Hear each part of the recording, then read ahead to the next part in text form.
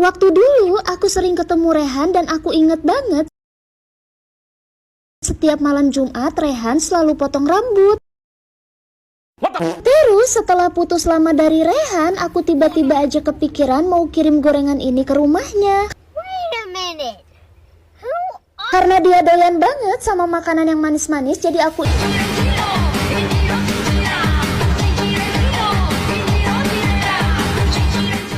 inisiatif buat bikin gorengan gula merah yang super gede dan aku goreng kayak gini. Biar dalamnya mateng banget, jadi di sini aku gorengnya agak lamaan supaya dianya kelihatan golden brown gitu.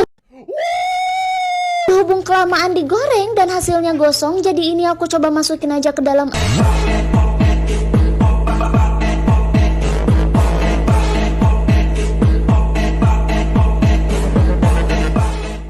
air karena aku nggak punya bahan-bahannya lagi. Katanya kegagalan itu adalah sebuah keberhasilan. Jadi di sini aku pantang menyerah, aku coba aja untuk bikin menu yang lain. Aku cukup masukin aja gula merah yang udah aku potong ke dalam chopper supaya bentuknya itu jadi hancur banget. Untuk choppernya aku pakai Mitochiba CH200. Ini caranya tinggal ditekan 3 kali, setelah itu tinggal dihaluskan. Ini gula merah yang udah aku halusin, kalian bisa lihat teksturnya beneran lembut banget. Aku pindahin ke dalam piring terus karena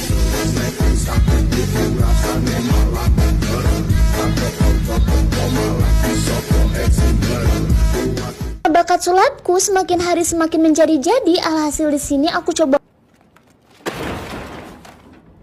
mau ubah aja gula merah tadi jadi satu buah kertas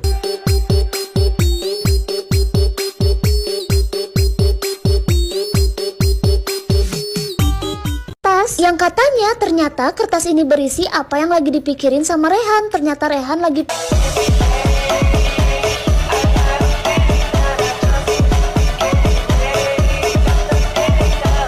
pingin banget makan makanan ikan. Sebagai mantan yang baik, aku mau coba olah ikan ini jadi makanan kesukaannya Farhan.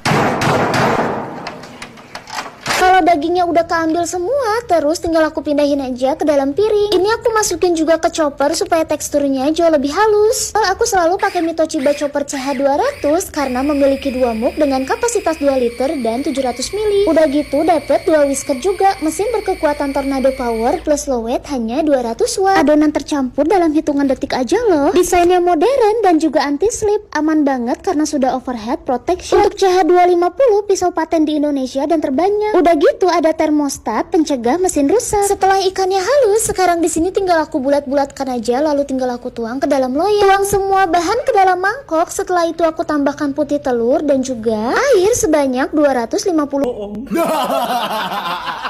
ml supaya adonannya tercampur semua. Aku mixer aja. Setelah tercampur rata yang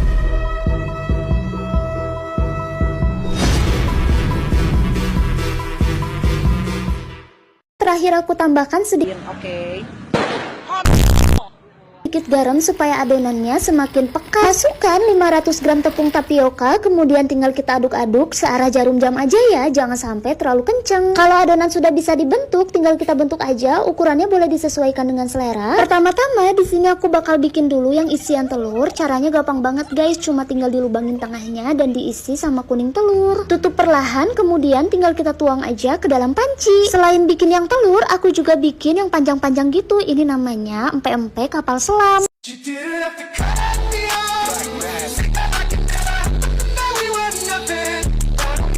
Setelah semua bahannya mengapung dan direbus, ini waktunya tinggal aku angkat aja dan tiriskan dari air. Siapkan gula merah yang sebelumnya udah aku hancurin dan aku simpan ke dalam piring. Terus aku pindahin aja ke dalam panci. Tambahkan lagi gula merahnya kalau dirasa kurang.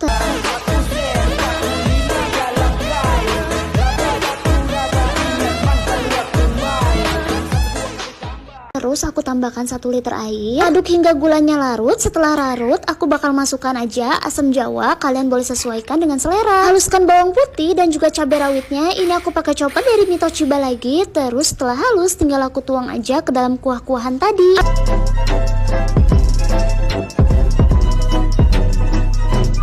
Aduk kuahnya udah sampai merata, jangan lupa kita tambahkan garam dan juga sedikit cuka ya. Kalau udah dirasa pas, tinggal kita saring aja dan jangan sampai rempah-rempahnya keambil. Kuah cuko ini aku bakal masukin ke dalam kulkas. Oke lanjut guys, sekarang di sini aku bakal goreng PMP-nya. Jangan lupa dibalik-balik ya biar nggak gosong. Terus tinggal kita angkat aja dan tiriskan dari minyak. Potong PMP menjadi beberapa mangkok. Setelah itu tinggal kita tuang kuah-kuahnya di atasnya. Bingung mau masak apa? Yuk nonton DBM aja. Ada Mitochiba Chopper, gak butuh yang lain.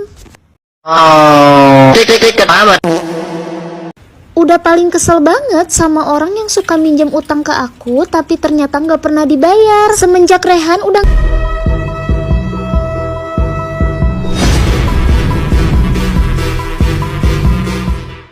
gak nafkahin aku lagi. Aku cari uang dengan berjualan juga sampai susah payah gitu. Hasil jerih payah yang kadang aku kumpulin suka tiba-tiba aja dipinjem sama teman, udah gitu nggak dibayar udah hampir 2 minggu. Padahal uang itu aku butuh banget buat nafkahin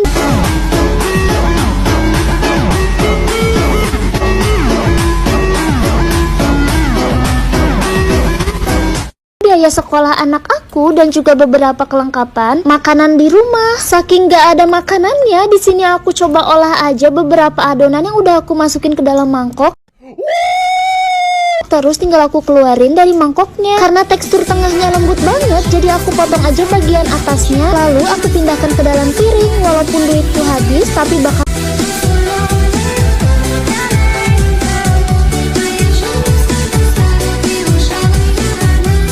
sulapku masih tetap ada ya guys. Ini bakal aku sulap aja.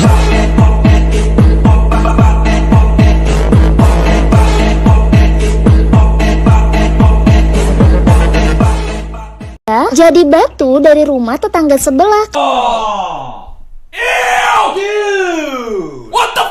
Karena batunya magic banget, ini bisa rubah jadi teknologi yang super canggih.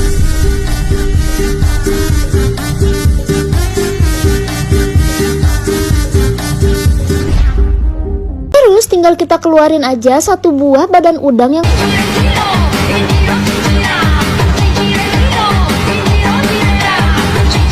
udah aku potong kayak gini guys. Buat kulitnya tinggal kita bersihin aja sampai bersih. Kalau udah sekarang tinggal kita kumpulin dan aku bakal simpan ke dalam talenan. Terus tinggal aku cincang-cincang. Udang yang udah aku potong aku masukin ke dalam mangkok. Terus aku rubah lagi.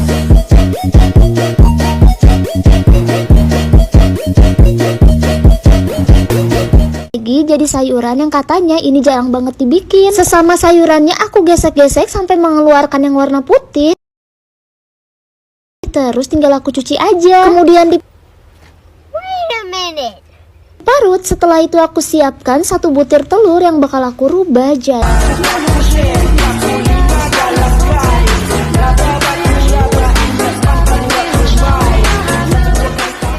satu buah daging. Simpan semua dagingnya di atas talenan. Jangan lupa asah pisau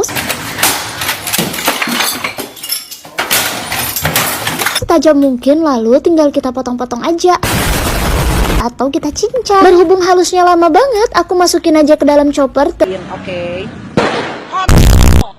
Terus tinggal aku giling aja sampai hancur guys. Siapkan tepung tapioka dan juga satu butir kuning telur. Terus tinggal aku tuang aja di bagian tengahnya.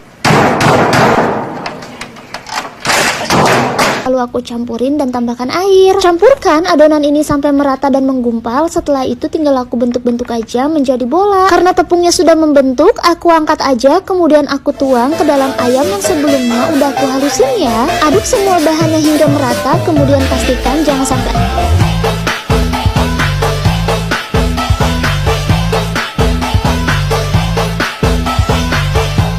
ada tepung yang menggerinjil. Biar rasanya maksimal, aku bakal tuang parutan labu siam, potongan udang, penyedap rasa, micin MSG, dan juga kaldu bubuk. Udah gitu aku tambahin saus tiram, minyak ikan secukupnya aja ya. Kalau adonannya udah beres, aku bakal siapkan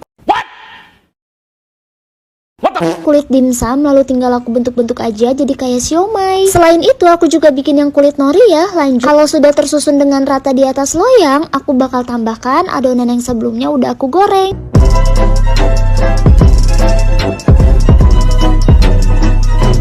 Ini aku jadiin topping supaya warnanya cantik-cantik. Nah sekarang tinggal kita tuang aja cabai bubuk, penyedap rasa secukupnya aja, terus tinggal kita aduk-aduk. Goreng bawang putih yang udah aku cincang sampai warnanya itu mencoklat. Kalau sudah mencoklat, terus sekarang minyaknya tinggal kita tuang aja ke dalam cabai bubuk tadi. Siram hingga semua cabainya tenggelam sambil diaduk-aduk kayak gini. Nah sekarang kita tunggu sampai chili oilnya dingin ya. Nah buat tadi dimsum nori dan juga dimsum siomay-nya aku udah kukus kurang lebih selama 30 menit. Tinggal kita sajikan deh. Bingung mau masak apa? Yuk nonton di EBM aja. Punya bunga matahari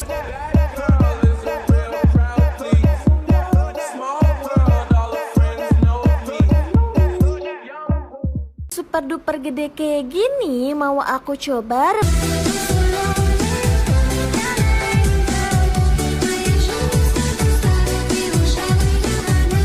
rebus aja. Tapi bim salah bim, bunga mataharinya tiba-tiba menghilang. Dan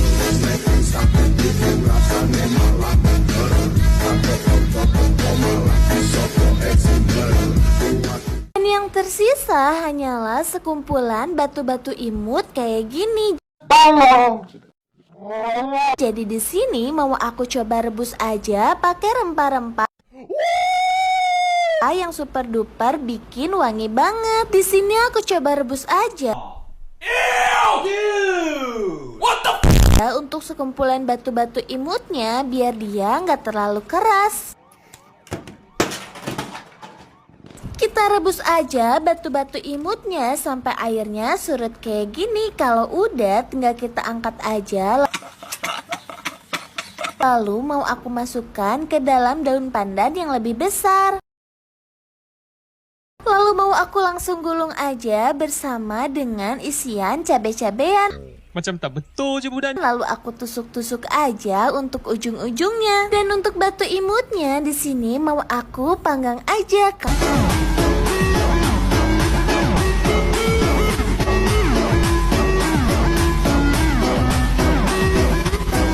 Karena batu panggang itu beneran enak banget.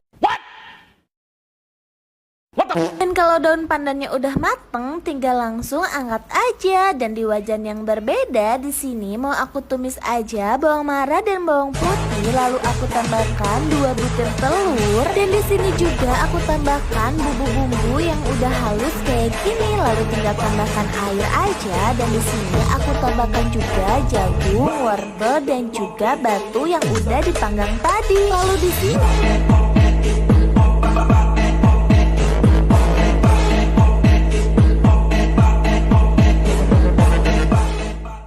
aku tinggal masukin aja sisa batunya dan aku aduk-aduk aja sampai semua bumbu-bumbunya meresap ke dalam batu imut.